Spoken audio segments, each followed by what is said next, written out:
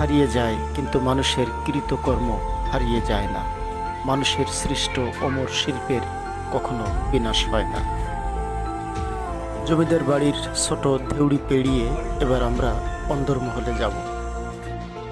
সম্মানিত দর্শক শ্রোতা, আপনারা দেখতে পাচ্ছেন শরৎচন্দ্র চট্টোপাধ্যায়ের সেই মহিষ গল্প, যে বাড়িটিকে কেন্দ্র করে সেই কাশীপুর জমিদার বাড়ি।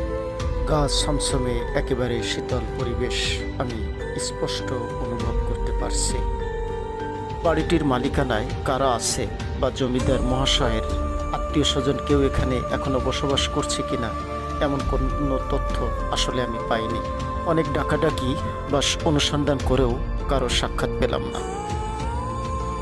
প্রিয় বন্ধুরা, দেশটাকে ঘুরে দেখার তীব্র বাসনা আসলে আমাকে সবসময় তাড়া করে ফেরে।